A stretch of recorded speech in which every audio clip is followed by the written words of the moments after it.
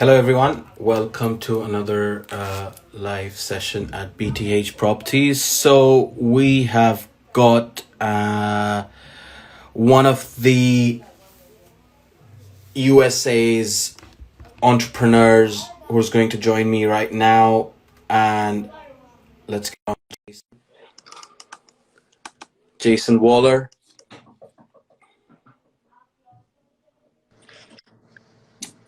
Hey, Hello. how are you? Good. Well, I will say good morning, good afternoon, good evening. How's things? Things are okay where I'm at. I mean, they're not great, but they're not bad. How about that? Yeah, all is well. Thank you so much for joining me, Jason. I mean, You're I've very welcome. seen your profile. It's an honor to have you on. The whole point of me doing these live sessions is to provide knowledge and positivity to everyone out there. Anyone who's watching this live session today, now, may watch it tomorrow. It's going to be staying on my profile for a long, long time. So Yeah, anyone who's watching this, to just get that positivity over to them and share that knowledge during this time where there's a lot of negativity around us, with all these lockdowns and the coronavirus and everything. It's good to have people like yourself joining me, taking your precious time out. I know you're a serial entrepreneur. You're in the top Inc. 500. It's this is why it's good to have people like you, because you are examples. You I are the appreciate example. that. You have come out of all that negativity and made your life and yourself into a positive human being that people can look up to, that people can get inspiration from. So thank you I, so much for having me in. hey, I appreciate that, and I'm excited to be on. I'm glad you worked with my schedule. It's been busy.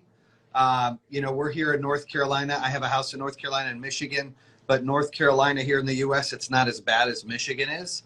So things are opening. I'm going on my first date/dinner tonight. So me and the wife are Ooh, going amazing. to Melting Pot to eat. So we're super excited that places are opening today. So for the folks out in Michigan, they're still under lockdown. I hate that for them. I hope they open up there soon. But what about there where you're at in England? Is it London is not opened up completely yet. okay? Excited because Ramadan is finishing today. We're celebrating Eid tomorrow, so we can start eating during the day, during the afternoon, drink water, all that kind of stuff. So I'm looking forward to it. But restaurants, pubs, clubs, bars, all that stuff is not open yet. Cinemas, all that. Yeah, there's still a long wait for that. But we're hoping that the real estate market has started. So I'm a property agent. My background is property. So I'm happy. I'm excited. I took this whole time off during Ramadan because I didn't want to sort of get involved with work right now, where there are only a few days left. And then I thought, okay, let's take this week out, and then we'll start work. So 25th, Monday, I'm back in the office, back at work. Oh, damn, that's Forgetting, exciting. you I'm know, sure there's lots of opportunity on real estate right now too, right? For people to get good absolutely, smoking deals, right? absolutely, big time. I mean, 20%, 30%, I don't know about 40, but you put the cash down, people do that kind of stuff. So it's there. Deals are there to be made. So, but it's not about me today, it's about you. And this is why I've got you on, to Okay. share knowledge, to share that positivity with me and with the viewers as well. So, Jason, before I get started, if you can introduce yourself as to who you are and what, Absolutely. then we can go forward. Yeah, so Jason Waller, CEO and founder of a company called Power Home Solar. And greetings in Argentina. Good to see you on there. We employ about 1,000 people. We do around 300 million in revenue. Wow. We're in 10 states here in the U.S.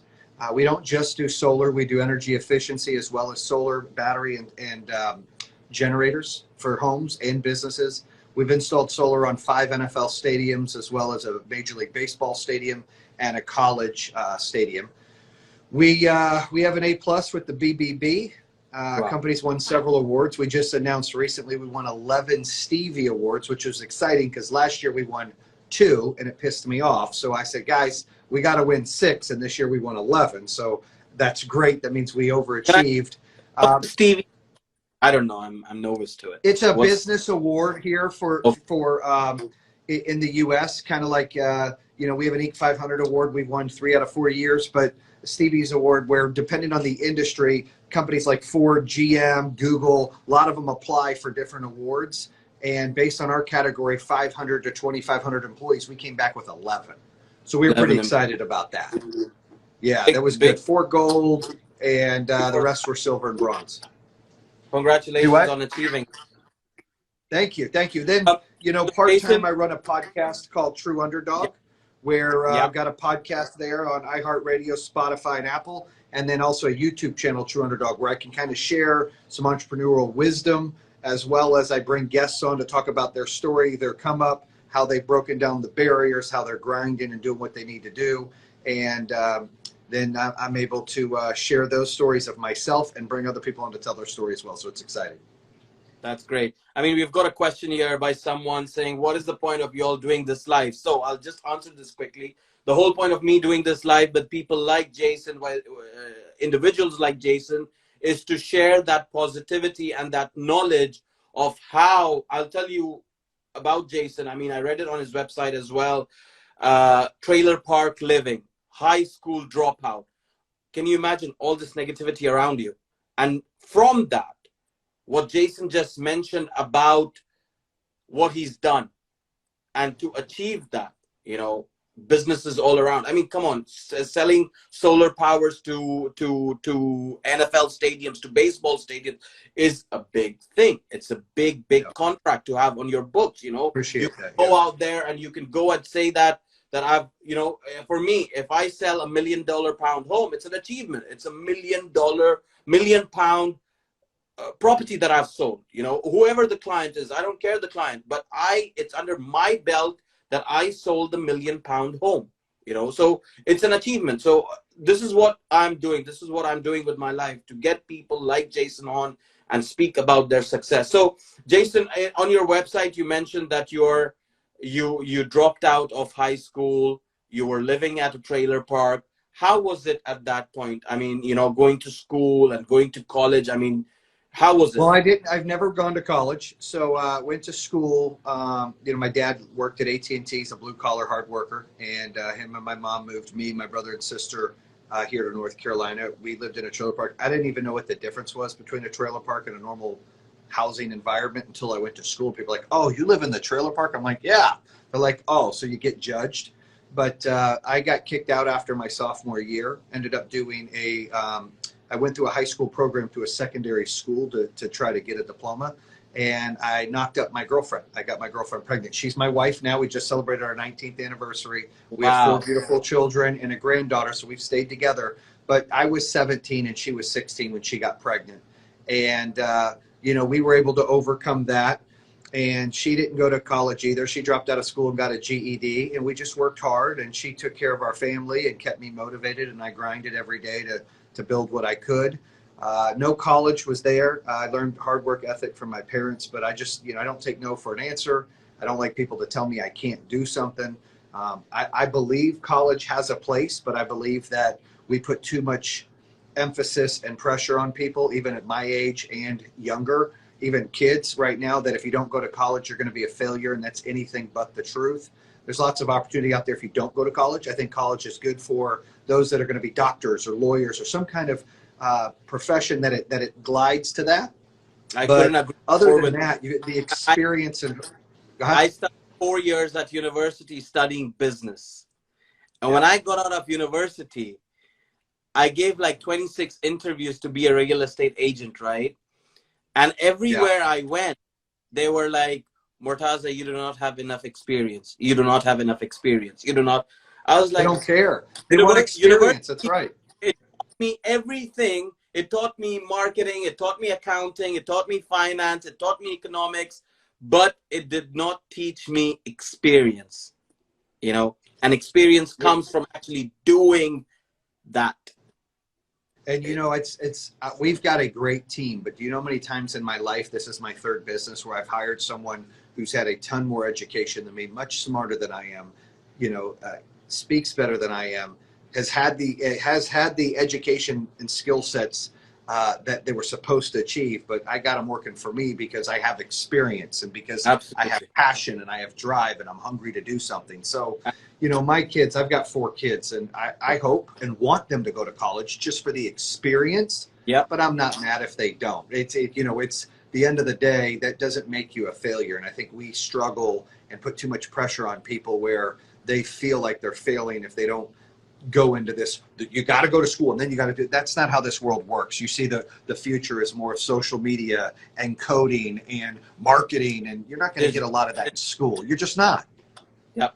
I mean, I've got 3 kids myself, and I've sort of made a promise to myself that if they want to study, like you mentioned, you want to be a doctor, you want to be a lawyer, you want to be an architect, an engineer, go Yeah. to college, go to university, get that degree, do it. But if you come up to me and tell me, Dad, I want to do business at university, I'll be like, here's the director's chair, sit on it. This is your university to do business. You know, Right. I'll teach you everything you need to know.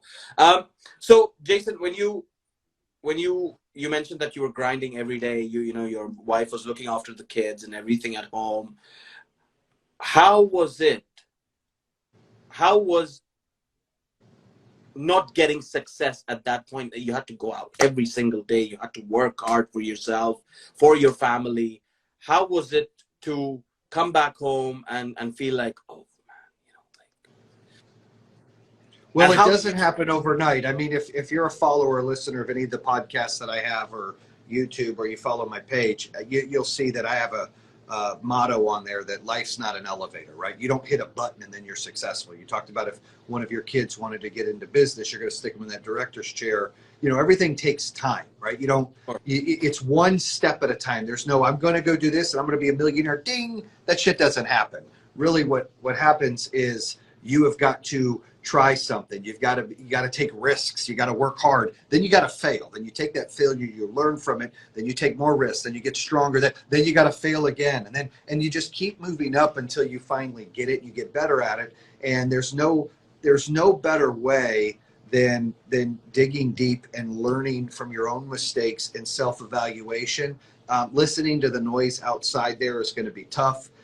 But you got to have hope, and you got to have a why, and you got to have a plan, right? I always say you got to set out your own map. Nobody dictates it for you. But there were times I'm working in corporate America and I'm working a limo job part-time, whatever I can do to try to get to the next step. And people evolve just like businesses evolve. So, you know, as you're going along, you're going to evolve. And you may not be, I didn't know I was going to own a solar company. I didn't grow up as a kid and say, I'm going to own a solar company. And before that, I owned a home security company. I didn't go, I'm going to own, I mean, I wanted to be Jerry Maguire. I wanted to be a sports agent. I wanted to represent athletes and negotiate contracts. Wow. And then after that, I was like, well, I'm not going to do, I want to be a lawyer. Or I want to be a coach of an NFL team. None of that stuff ever happened. Instead, I was hungry. I wanted success. You don't chase money. You chase success. You chase reasons why you want to do something, reasons why you want to change the stuff.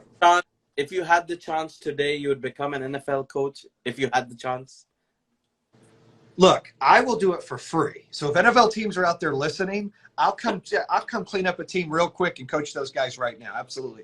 I love what I do, but I also love that. Like I love football and I love coaching it. I coach my kids' team. I feel like, you know, running a football team is kind of how I run my business, right? You know, you always got to have a deep bench. You always got to continue to some people have a shelf life, some people don't. So many people, you know, you want lifers. When you have employees, we have 1,000 of them. I would love 1,000 of them to be lifers. But realistically, that's not going to be the case. Maybe 200 will be, but 800 are going to stay as long as they can until they want to go do something or until they don't want to be here. Whatever that is, you maximize the shelf life of your people and let them maximize as well. But once something gets spoiled, you got to move on and you got to continue to build the bench. And the unfortunate thing with everyone losing their jobs right now, and that sucks, and I'm sorry for everyone out there, but we hired 180 people last month, and we're going to hire another 150 to 200 this month. We're growing. So we know that pond of unemployed, we've got more A's and B's out there that we can hire to replace some of the C's on the bench. So these people that are half-assed working and they're not checked in and they're taking it for granted, we can move on from them and let them go find something else to do. And these A's and B's that want to be a part of something great and join a big organization and a growing organization, we can bring them on and empower them to grow. And you know, that's what gets exciting. But I would coach in the NFL if they would let me. I'd do it for free. just wanted to say that if there are any C's in your company who are listening to this live story right now, guys, you better get your ass together because Jason's coming for you. They know, trust me, we let that message be known every single month that we have an 80-20 rule in our business, right? We keep 80% of our staff, and I want our directors to push down and replace 20%, because anytime you have 10 people on a team or 100 people on a team, there's usually 20% not doing enough. You got 20% doing way more than everybody else. You got 60% that are average, and you got 20% failing. And the goal is to continue to remove those ones that are failing and holding everyone back and keep trying to fill the top two buckets. And so we put that out there all the time. That's how you grow. If you want to stay the same, don't do that. Hire people, stay the same. But if you want to grow, you need to replace that bottom 20% bucket. You need to put a key performance indicator, a KPI in place, and say, you know what, those on the bottom that aren't doing it, you're a great person, but you're not. I got to think of all the employees. I can't think of just one person. We've got to move on and put someone in there that can take it to the next level. Jason, you mentioned you've got so many employees at your company. I think about 500 you mentioned, right? 1,000. We got over 1,000. Yeah. Got over 1,000 employees. Now, there are a lot of businesses who may listen to this later or possibly on here right now as well. And one thing that a business or a business owner always faces the challenge of is how to look after their employees and how to get more out of his employees. How do you do that? Well, we try to make sure that we're rowing the same way, meaning we have the same goals. And so we empower our employees to feel and act like owners, because our goal is to go public one day where they can have some stock, and that's their company as well. We also set those KPIs, those key performance indicators. We set goals for them to achieve and incentivize them to do that. We build a career path in every position we hire for. Whether you hire for customer service or sales or installation, we want you to know that some people aren't money motivated. Some people are career motivated. They want to know what's the next level. And we're always telling people, replace yourself. Train your replacement so you can move up. That's the goal. So they're always trying to develop new leaders so everybody can move up. And the cool thing about our organization is in production, which is installs, and in sales, every one of those positions, I'm talking 600 of our employees, have started from the bottom and moved up. So we've got regional directors and managers that started as a sales rep. We've got regional project managers that started as an installer. So we're huge on internal growth, and that's how we do it. And they've achieved all those incentives and those KPIs that you've put in place for them to go out, and now that is what is growing. And the good thing about this is that I'm sure you must have noticed it in your company as well, that as the experience keep moving up, their experience keeps moving down to the other people that are new in the business. Yes. And that's a great thing to have, I mean, that's how companies move forward, because you have those regional directors or those sales directors who will pass on their experience to the people at the bottom and bring them up as well. And that's how. And there's a negative to this. The negative is that some of them don't know how to manage people yet. So we bring in a training team. We hired a whole training organization in our company that works with them to teach them management skills, because if they know the job and they know how to get it done and they know the KPIs, but they don't know how to manage people, we can teach that. That's something that can be taught. But what can't be taught is what we talked about earlier, is that experience of doing that job and understanding how to be successful. It's kind of like in football. You get a player that plays and then he becomes a coach. He understands how to be successful, but does he know how to coach? So he tries and gets someone to help him work with people because he understands the job. Understood. Jason, quick question. You're escalating so fast in the US with all your solar panels and energy performance equipments and everything. When do you think you're bringing that to the UK? The UK may be tough. We are looking, well, I mean, it'll be tough because you guys have some solar going on there. I know Germany's killing it. I think the UK's getting there, but it's not on the path yet for the next 2 or 3 years. We try to say, what's this year? What's next year? What's 3 years from now? And right now the path is we have a few more states in the U.S. that we want to open. We want to do Canada, and we want to go into South America. We're looking at Brazil, Colombia, Argentina, things like that as well. There's a Maybe some of bigger the islands. market. There's a bigger market out there than the UK. You For mentioned. right now, there is. I believe that there's still a play out there, but it's hard, and you can't grow too fast. And I think that, in South America, the cost of power is rising, and there's a lot of incentives for solar, and there's a lot of population. And so I think there's a good opportunity there. And so, we're looking at different avenues. I'm not ruling it out. It's just, it's down the line, right? Where and when. I don't know if it's not in the near future to the goals to be a You international. wouldn't open to someone opening their franchise for you in the UK? See, we don't really do a franchise. We've talked about it, we've thought about it, but it's, the way we do things, we want you all in so you can be part of the whole mothership and get stock options and do things. Being a franchise, to me, they're just using a name, and maybe it's something to do. But what would Power Home do in the UK? Nobody knows them. They know them here, but they don't know them there. So there's no advantage of being a franchise there. So we wouldn't bring enough to the table if we did it. Have to start here. We did start something called a dealer program. Right? I mean, when for example KFC or McDonald's or Pizza Hut or any of these big guys that are here now, they must have said the same thing when it came to franchising. Like, who I knows us agree. out there? But now, But they went public, and then so there's a play, I'm sure, and it's over my head. Again, my college education is none, right? So I think that we would talk to our marketing and strategy team. I'm always, shooting you straight. So for us to think that we're going to open up in the UK anytime soon, I mean, I'm not saying it's a no, but it's unrealistic right now just because we have so much white space and where we're at. I mean, we're only in 10 states. I mean, And you've got 50 states to get to, 51 states to get to. So yeah, it's a big ladder to climb. And like you said, it's not a ping and you get to each and every state in one go. It takes time, it takes effort, it takes motivation and all that. So you're such your company is so huge. You're managing all these people. You're motivating them. You're incentivizing them. You're putting those KPIs in place for them. How does a businessman like yourself keep motivated 24/7? What do you do?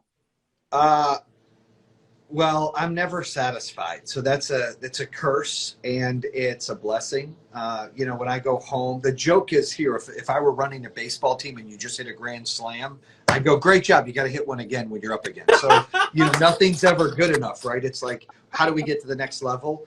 And, that is a sickness I have that helps in business, but it's also, I don't get to enjoy the journey. I'm always looking at the destination. And I keep moving the destination down. But I've got a great team. I mean, one thing as an entrepreneur, as a business guy, nobody can do everything. There is no one superhero that can do everything in your company. I don't even know what EBITDA was till 2 years ago. I can't do the financials. I'm not an HR compliance IT guy. I've got a whole team for that. Like, my job is to be the vision and the motivating factor and to make the big boy decisions when we can't make a decision.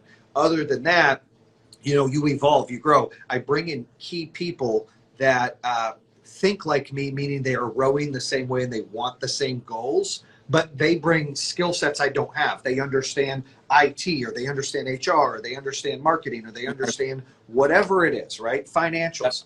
And then I have to empower them to build something. You've got to branch out in terms of getting that success, because you have to keep yourself motivated in the fact that you make the key decisions, but then those key decisions should flow with other people to push those key decisions out there. So it's a great piece of advice. A few final questions that I have for you, Jason, is during these times, obviously everything's opening up right now, but we've got lockdown, we've got COVID, don't know where the world's going right now. How are you adopting yourself and your company for the future, that if something like this does happen again, you are bulletproof kind of thing? Well, we've been blessed. So we're an essential service because we offer power and batteries and generators. And therefore we stayed open. We gave our employees an option because everybody's fear level is different, and I totally respect that. I've got 2 kids with autoimmune deficiencies, and I was nervous in certain scenarios or places, and I get it, and I would never question someone's anxiety or fear.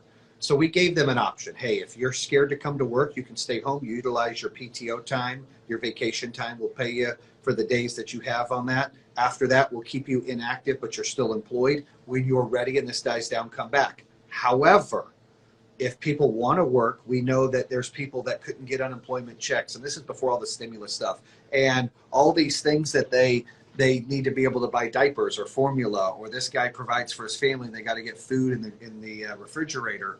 I wanted to make sure we were open for them to be able to provide. So we needed to make sure there were still customers that wanted our product during this time, and they did at a all-time high. We grew the last 2 months very fast and large. But then I needed to make sure we had employees that were willing to work, and we did. In fact, I told you we hired 150 people. Yeah. And then we needed to make sure we had the cash flow. So the executives took ourselves off payroll for 2 months, and then we adjusted some payments to vendors so we had cash flow to operate. And we got through it. Thus far, we've been able to maneuver and be successful and grow. Cash was tight, lost a little money, but the future looks very, very bright based on our sales. And we set records last month. We're going to set another record this month because people want to own their power. They don't want to rent it. They don't want to pay the utility company forever, all those crazy rates. And our people are jacked up about it, but you got to be safe. Like, we got gloves and we've got masks, and our guys have options. Our ladies have options. We're being safe. We're practicing social distancing. We separate some of the desks. We are screening at certain doors. Hey, do you got a fever? Do you have these symptoms? If you do, stay home. You just got to be proactive. But I personally, I don't want to live in fear, and I want it to be a choice, right?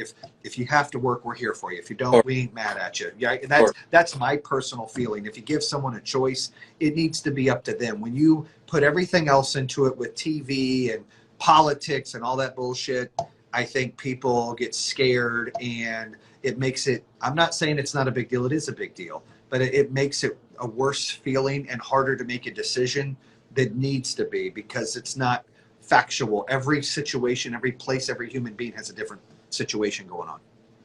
Of course. Before we wrap up, this is always, I do it with all my guests that come around on this live session. And the whole point of me doing these live sessions is to provide that knowledge and send out that positive vibe to whoever's going to watch this now, tomorrow, a year later, whatever. You want some positive advice, come and tune in my live session. So Jason, I'm going to ask you this: what is the positive advice or the knowledge to all these people that are out there right now, stuck in the limbo of, what should I do? Where am I going? Is my company gonna take me on again? If this happens again, how do I, all this fear, all this negativity in their head? What would you advise them so that they can turn around and say, I feel positive, I feel motivated, and no one can stop me. I need to go for it. Well, I would say, first of all, when you wake up, you have to decide how you're looking at the day, right? This isn't a you problem or a them problem or me problem. This is a world problem. And you've got to say, okay, we're all in this together. So I can either look at this as doomsday and it's over and lay in the bed and be miserable, or I can look at this as an opportunity. What can I do better? What did I do before then that I'm going to change when this opens up? Because it will open up, right? Things are going to go back to semi-normal. They're not going to ever be normal, yep, but they're going to go semi-normal. And when it opens up, you need to be prepared and strategic. People need to take this time to strategize what they want to do different. You're spending more time at home, enjoy your family, kiss the kids, kiss the wife, kiss the husband, hang out, spend time, but utilize that time, because before this happened, everyone's too busy to come up with a game plan. If you wanted to open a business before, damn it, write down that plan, get ready to do it. If you wanted to apply for a job before, now's the time to set up your resume or start applying for it. If you wanted to retire before, then damn it, do it. Like, you need to set up your plan and use this as an opportunity in every single bad situation. If you try to fumble through the shit, you can find an opportunity that can make you better. It's just how you look at it, right? Me and you, we can look at things and go, I could say, oh, here's an opportunity to buy a ton of real estate out there, right? Because a lot of people are going to be selling because they're scared. And you could be like, no, I don't want to buy real estate because this may happen again. It's Yeah, how we look at it. But absolutely. in your mind, and I always say this, there's never a wrong decision. There's not. Whatever decision you make, if you think there's a wrong decision, then you're too worried about the decision you didn't make and you're sitting in the puddle. But if you make a decision, that's the right decision. You just got to do the best with it. That's it. Don't second guess it. Make it, stick with it, and just adjust as you go. Because if you continue to look this way, then you made yourself a wrong decision because you're worried about what you didn't do. You can't worry about those things. Looking forward. That's right. When are you in London next? I've never been. I'm going to come soon, though. I'm going to drag the wife out there. I've got to come. I've never been. I try to get her. She's scared to fly. She takes small flights. We're working on that. I told her I want to come to London. I want to go to Spain. I want to go to Italy. So I want to do that whole tour there in Europe, and I haven't done that yet. I'll be waiting for you. So whenever you're in London, give me a Yes, shout. we'll do coffee or something. Absolutely. You know, go and show you some real estate around here. Hey, I might be interested. There's going to be some smoking. There's smoking deals coming. I might be looking at that. Big time, big time. I'm telling you, you keep a watch out on my page. You know, I've got deals every time. You know, it'd be apartments, houses, whatever you want. You know, and even if I don't have it, and you tell me, Murtaza, I want to go and spend £1 million somewhere, and I want like 10% returns or 8% returns or whatever. I'll go out and get it for you. But thank you so much for coming. Hey, thank you so much. And man, like the energy that I have right now, look at this. This is all standing up. That's up. good. That's good. Well, and hey, all the listeners out there, you can check out the podcast. It's True Underdog at iHeart, Spotify, Apple Podcasts, also the YouTube channel at True Underdog. Bam! Take care. Thank you, man. Be good. Be safe. All right. Bye-bye. You too. Take care. So that was Jason Waller, all the way from the US, owner of Power Home, and like you mentioned, his podcast as well. True businessman who's grown his business from nothing onto now employing 1,000+ people. You know, it's absolutely, this is inspiration. This is true inspiration from people, college, high school dropout, you name it. He's been there. He's done that. He's got that. He's made this business. He's got the employees working for him, turned around all over in 10 states and everything, NFL stadiums, baseball stadiums, he's provided power to. So,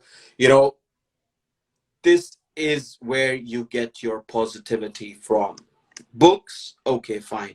But when you speak to people like this, or you listen to live sessions like this is where you can get motivated for the next hour, the next 5 minutes, the next week, the next month, whatever, whatever you have in mind, be positive that you can achieve it. And because if I can achieve it, if Jason can achieve it, man, we're all human beings. We all can achieve it. It's just to put that time, that effort, and stop thinking that, oh, if I do this today, will I be a millionaire tomorrow? No, it's not going to happen. It takes time. It takes effort. It takes blood, sweat, and tears to get to that £1 million, and then that's it. That's when you make your killing, I guess. So thank you so much to Jason for tuning in, sharing all that advice, all that positivity, the energy that I myself got. I'm sure all the viewers out there must have got positive energy as well. But I'm super pumped up right now. And so thank you.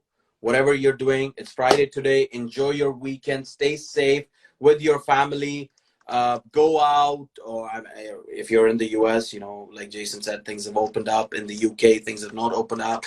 But if you're celebrating Ramadan, it's the end of Ramadan this weekend.